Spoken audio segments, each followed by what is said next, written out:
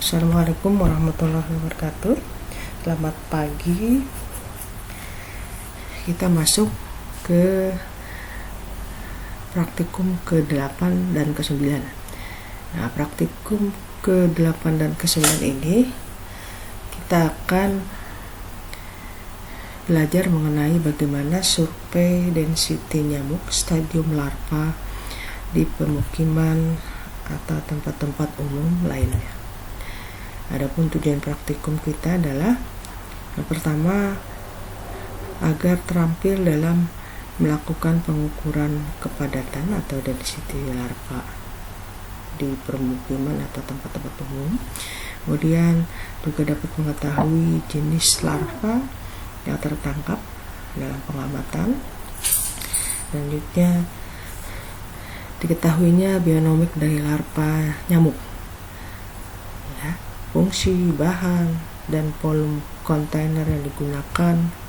Kemudian juga mampu melakukan interpretasi hasil pengukuran density larva dengan menggunakan beberapa parameter pendukung seperti house index, container index, P2 index, dan density figure.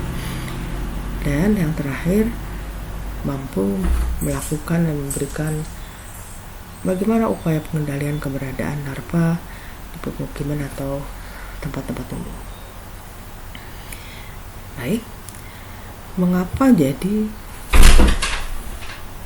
data faktor, dalam hal ini jentik atau larva ataupun nyamuk, menjadi penting? Nah, data faktor ini sangat berguna untuk perumusan strategi. Jadi kalau kita lihat di sini, data vektor beroleh dari survei pendahuluan atau pengumpulan data-data epidemiologi melalui survei entomologi, maka kita dapat menganalisis hasil dari survei tersebut. Nah, sekali lagi, data vektor ini digunakan dalam rangka perumusan strategi pengendalian vektor. Pengamatan vektor itu sendiri ada dua. Yang pertama adalah kepada nyamuk dewasanya, dan yang kedua kepada jentiknya. Nah, pada pertemuan praktikum hari ini kita hanya membahas mengenai survei jentik.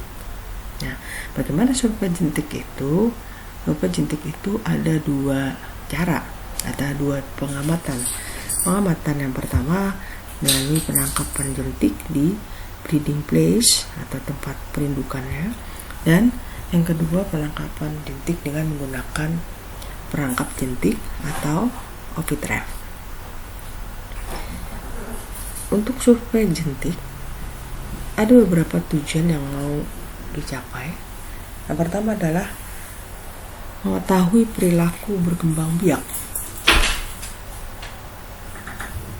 4 jenis nyamuk yang kita kenal, Culex, Aedes, Mansonia, dan Anopheles, memiliki breeding place yang berbeda-beda. Nah, pada saat misal kalau sudah kalian bekerja di instansi pemerintahan, misal diminta oleh kepala instansi untuk menyelidiki penyakit demam berdarah misalnya terkait dengan vektor nyamuk Aedes, jangan coba-coba mencari jentik Aedes di tempat yang bukan tempatnya. Contoh, untuk Aedes aegypti, dia berkembang biak atau breeding place-nya ada di air bersih. Nah, kalau kalian mengambil di air kotor, tentunya besar kemungkinan yang ditemukan bukan jentik Aedes. Jentik apa? betul jentik culex. Nah, seperti itu ya. Jadi tujuan pertama untuk survei jentik adalah mengetahui perilaku berkembang biak. Yang kedua, inventarisasi tempat perindukan atau tempat berkembang biak nyamuk. Nah, bisa kita perlu melakukan upaya tindakan anti larva dengan pemberian oiling misalnya ya, mengasih minyak di atas permukaan air. Apakah ini sudah tepat untuk pengendalian jentik nyamuk Anopheles? Nah, nanti kita lihat ya, apakah sudah tepat atau belum. Misalnya dengan oiling, ini berkenaan dengan morfologi dari jentik tersebut.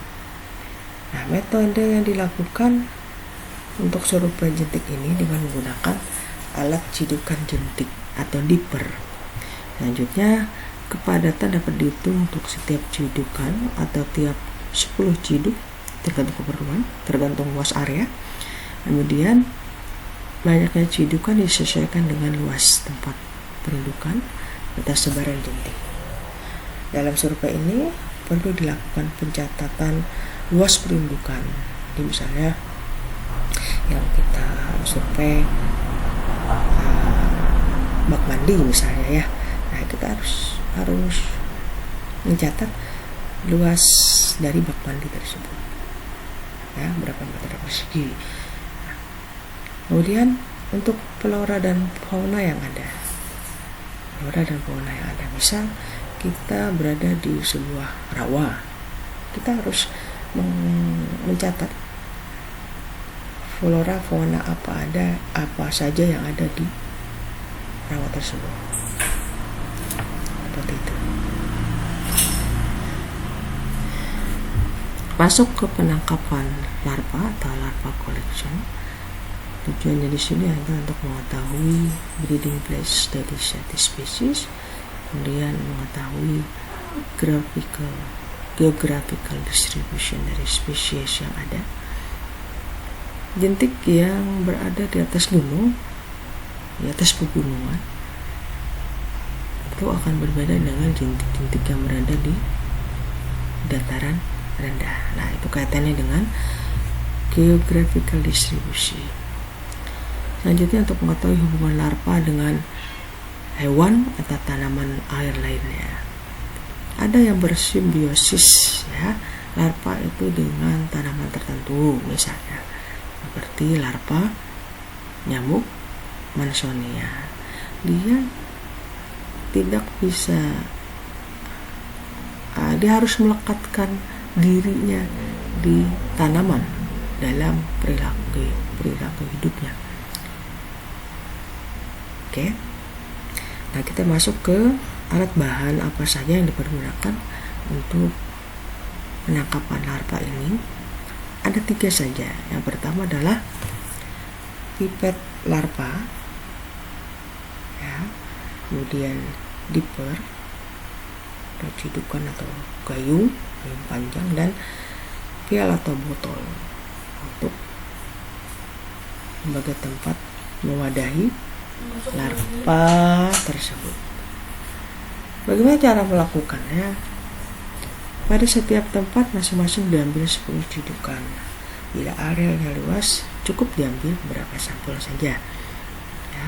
Kemudian penangkapan menggunakan dipper dilakukan pada berbagai macam genangan, misalnya pada sawah, rawa-rawa, pinggir-pinggir parit, kubangan. Ya, ini biasanya mencari nyamuk, larva nyamuk Anopheles Mansonia. Ya. Juga genangan air di sekitar rumah, seperti tempurung, bekas ban mobil dan sebagainya. Nah, ini adalah tempat-tempat di mana tampungan air yang tidak langsung berhubungan dengan tanah, itu biasanya ditempati oleh larva nyamuk Aedes. Selanjutnya, larva didiper diambil dengan pipet dan dipindahkan ke dalam botol kecil. Nah, botol kecil tadi diberi label apa saja isinya, tanggal pengambilan, tempatnya di mana, tipe tempat penangkapan, dan nama kolektor.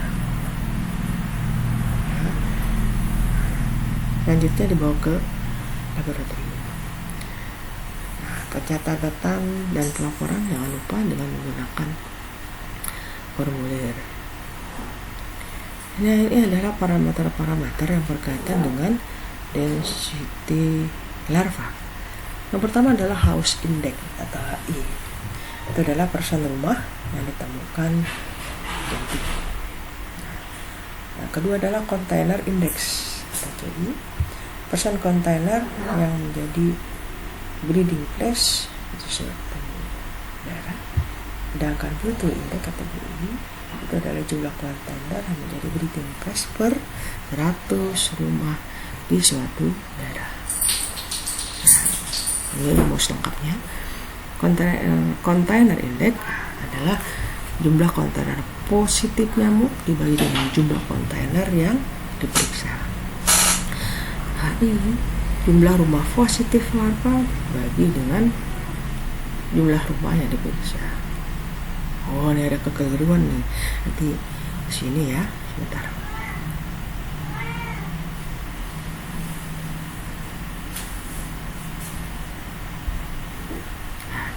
Jumlah kontainer positif ini larva. Jumlah kontainer positif larva nyamuk. Jadi ditemukan nyamuk, ya. Nah, kemudian ini udah bener ya. Jumlah rumah HI adalah jumlah rumah positif larva nyamuk, ya, dibagi dengan jumlah nyamuk jumlah rumah yang diperiksa. Nah, ini larva nyamuk. Dan BI adalah jumlah kontainer positif larva nyamuk dibagi dengan jumlah rumah yang diperiksa. Ya, kalau membandingkan antara kontainer dan rumah itu kita menggunakan BI. Kalau membandingkan kontainer dengan kontainer kita menggunakan CI. Kalau kita mau membandingkan rumah dengan rumah kita menggunakan HI. Nah, jadi mungkin perbedaannya di pembagi ya, yang di bawah ya. Kalau BI kontainer rumah, kalau CI kontainer. Dan yang terakhir adalah ABC, angka bebas jentik. Coba, angka bebas jentik. Kuncinya di mana? Kuncinya di sini.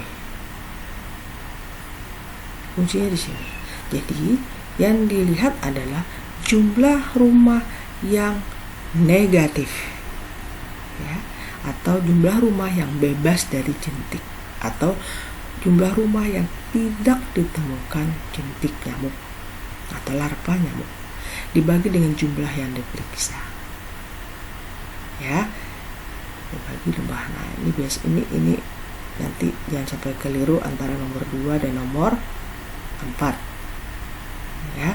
Kalau nomor 2 HI, house index, itu berbicara rumah yang positif. Sedangkan kalau kita berbicara ABC, bebas, berarti kita berbicara mengenai rumah yang negatif dari jentik. Oke. Selanjutnya ada tabel yang dikeluarkan oleh WHO tahun 1972 mengenai density virgul WHO HI CI. Ini terlihat di sini ya, kayaknya kurang nih. HI CI BI kurang satu ya. Ini nanti ada BI. nanti di slide berikutnya ada. Oke ya, ini untuk apa kegunaannya nanti di slide berikutnya. Nah, ini adalah contoh perhitungan. Nah, ini yang lengkap ini ada tabel BI nya, jadi tidak terekam ya. Kita masuk ke contoh perhitungan. House Index. Jadi sebuah survei telah dilakukan, kemudian dilakukan pada 8 rumah ya.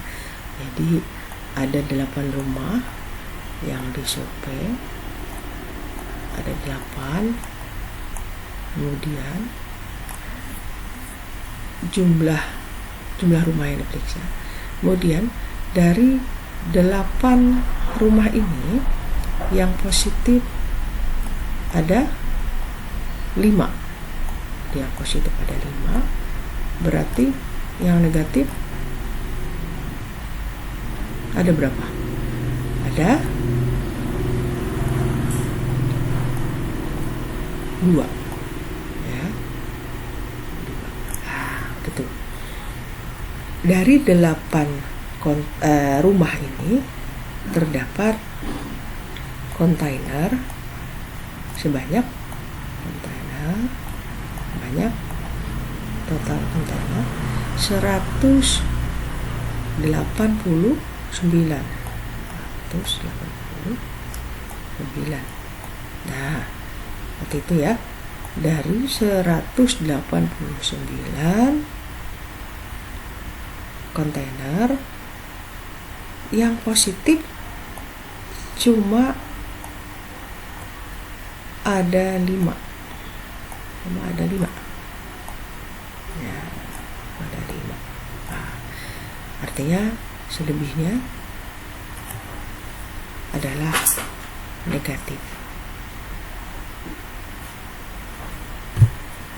Ya, 184 kontainer negatif. Nah, bagaimana angka yang diperoleh ini kita masukkan ke dalam rumus? Kita masuk ke House Index. House Index adalah jumlah rumah yang positif larva dibagi dengan jumlah rumah yang diperiksa. Positif ada berapa? Positif ada 5. Ya, positif ada 5. Kemudian jumlah rumah yang diperiksa ada 8. Dikali 100 hasilnya 62,5. Kontainer indeks. Kontainer indeks adalah jumlah kontainer positif larva atau ditemukan larva dibagi dengan jumlah kontainer yang diperiksa.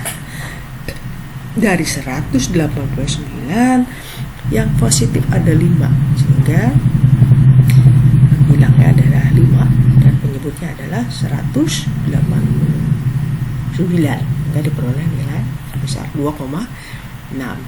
Dan untuk Bruto indeks, jumlah kontainer yang positif larva dibagi dengan jumlah rumah yang diperiksa. Positif ada 5, yang diperiksa ada 8, sehingga diperoleh angka 62,5. Oke ya, sampai sini mudah-mudahan bisa mengikuti. Selanjutnya, untuk nilai yang telah diperoleh ini kita apakan? Nilai-nilai ini kita masukkan ke tabel density figure HI. Kita masuk ke kolom HI.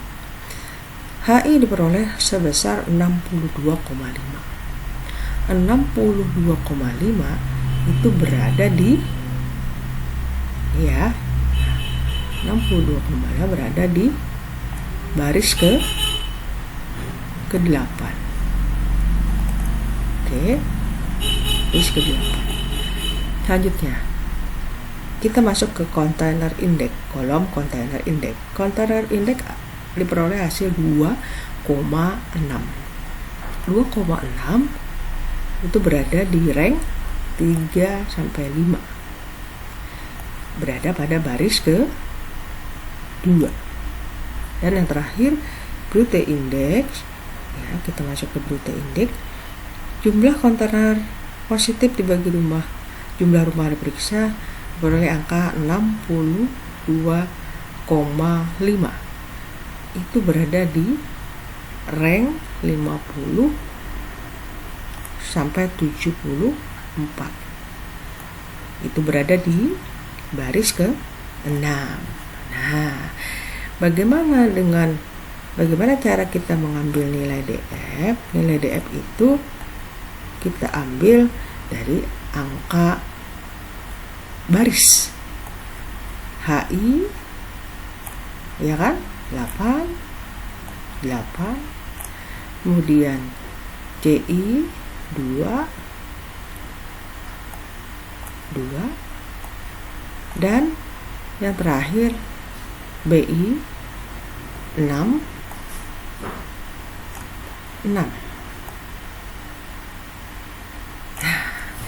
Sehingga 8 tambah 2 tambah 6 dibagi 3 dirata-ratakan diperoleh angka 5,33.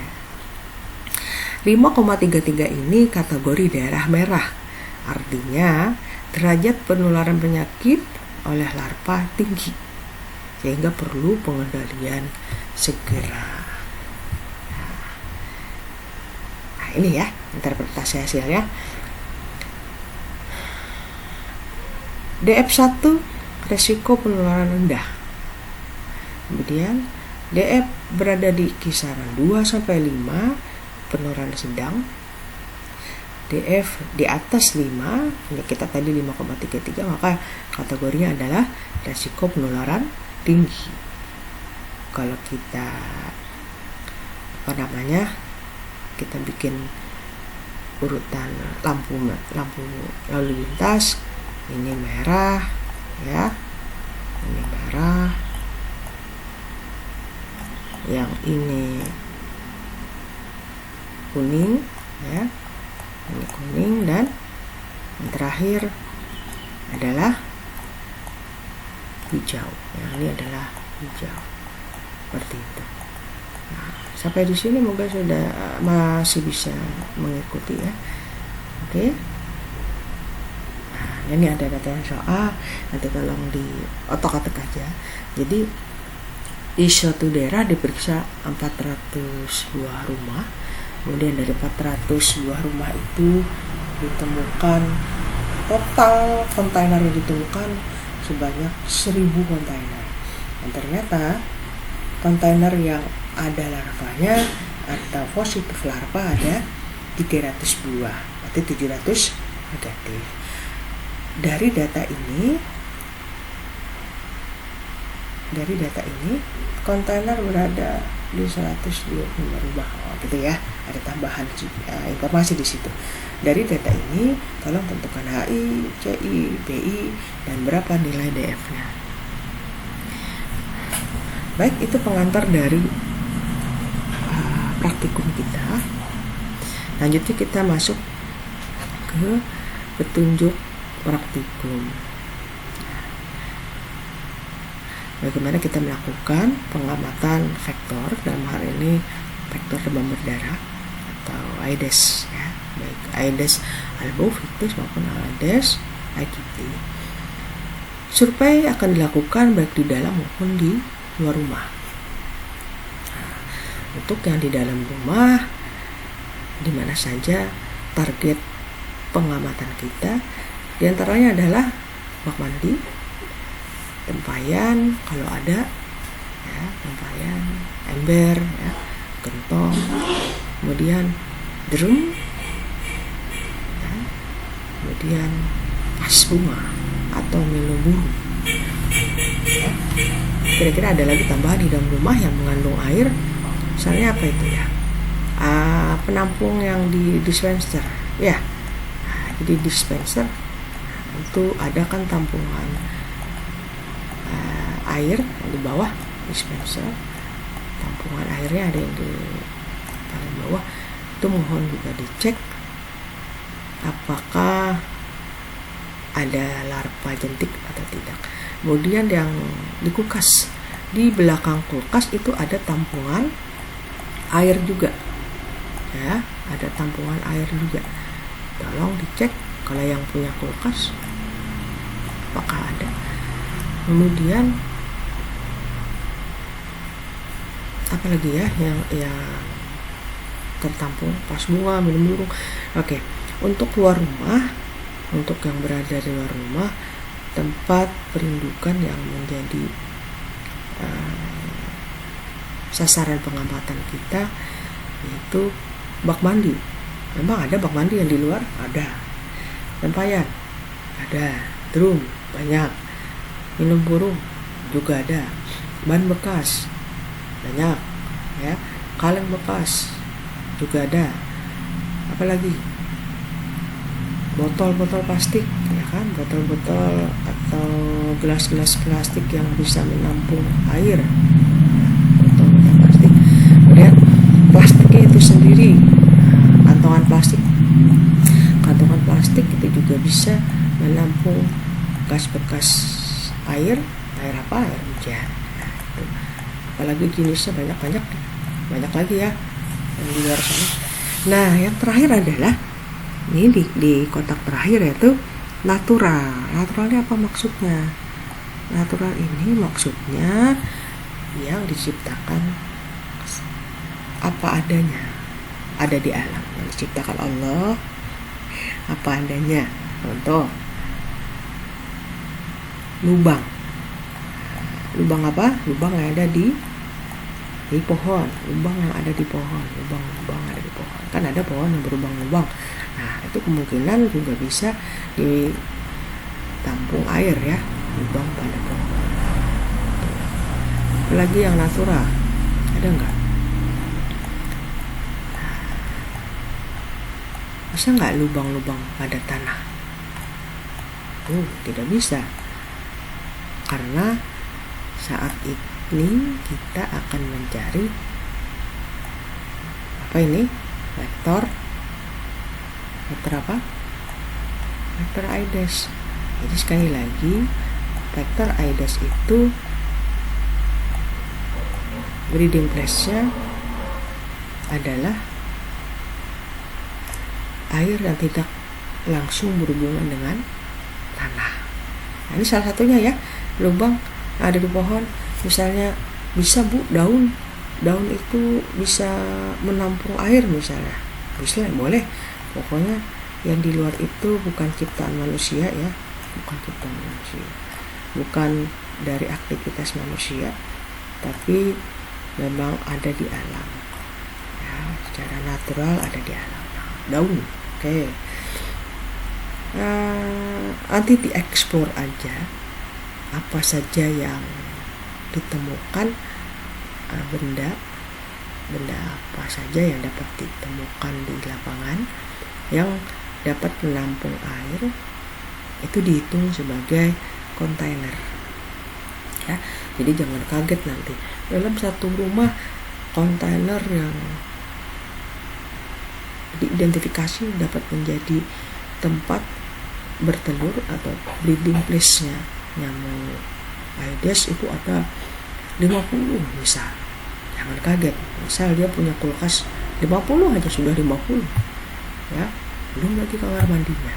Seperti itu, nanti eksplor aja ya untuk pengamatan vektor dan ini larva nyamuk Aedes aegypti. Nah, ini adalah kunci identifikasi khusus untuk stadium di air. Nah, nanti ada lagi kan kunci identifikasi untuk stadium di luar air. Nah, ini untuk yang di dalam air. Yang perlu mendapat perhatian adalah karena kita melihat larva, maka yang perlu mendapat perhatian adalah yang di baris larva. Coba kita lihat. Untuk nyamuk Anopheles,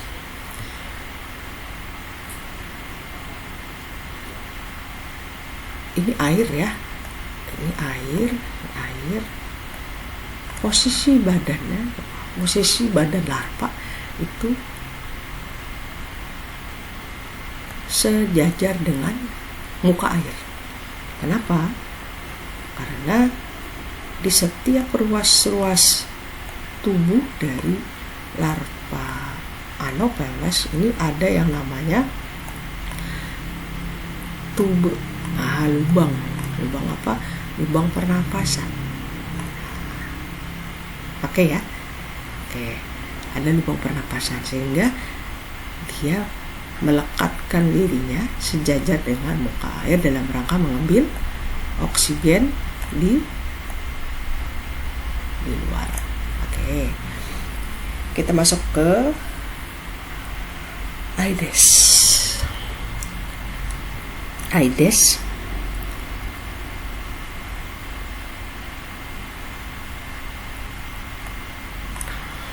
Air tube atau saluran pernapasannya atau lubang pernapasannya itu berada di ujung.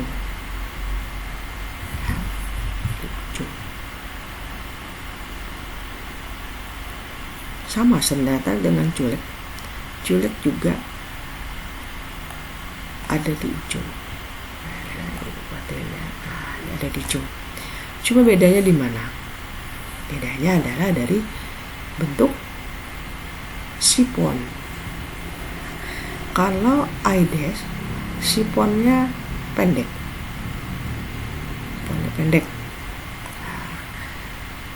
Gendut. Tapi kalau culeg, siponnya panjang, ramping, ya. Nah, bedanya di situ aja. Kalau dari posisi larvanya sama ya. Ini posisi kepala, hit ya ini ya. Ini posisi kepala, ini posisi ujung, ini juga hit, sama. Siponnya sama-sama pada posisi muka air. Nah, digunakan untuk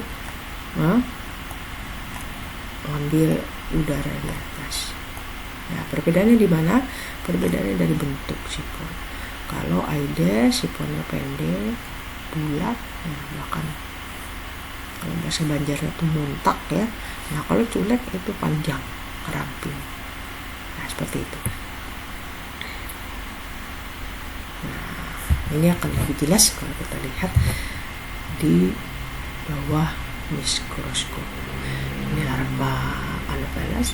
Nah, jadi setiap ruas tubuhnya itu ada lubang-lubang pernapasannya. Nah, untuk culeg, ya, coba lihat ini ya. Tadi saya bilang. Aedes, Aedes muntak. Nah, kalau ini panjang, bedanya di situ. Aedes, Aegypti, itu yang paling mudah untuk mengidentifikasi. Kalau kita lihat di bawah mikroskop paling mudah sekali.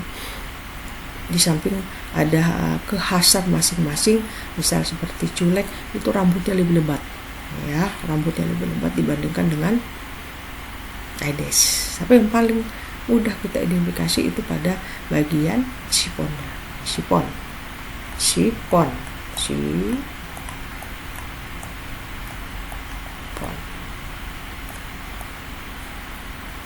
Nah, seperti itu ya. Nah, nanti jangan lupa pada saat melakukan pengamatan dibawa formulir pengamatan ini. Ya, misal kita berada di lokasi A misalnya ya, atau desa A, atau pemukiman atau daerah perumahan apa, tulis di sini. Waktunya dari jam berapa sampai jam berapa, kolektornya siapa, yang melakukan pengamatan itu, namanya siapa, tulis di sini. Kemudian jenis pengamatannya apa? Apakah single larva method? Ya. Kalau cuma single larva method berarti kita cuma melihat tanpa melakukan pemeriksaan ke laboratorium. Apa saja informasi yang harus kita tuangkan di formulir ini? Yang pertama adalah nama kepala keluarga. Udah, bertanya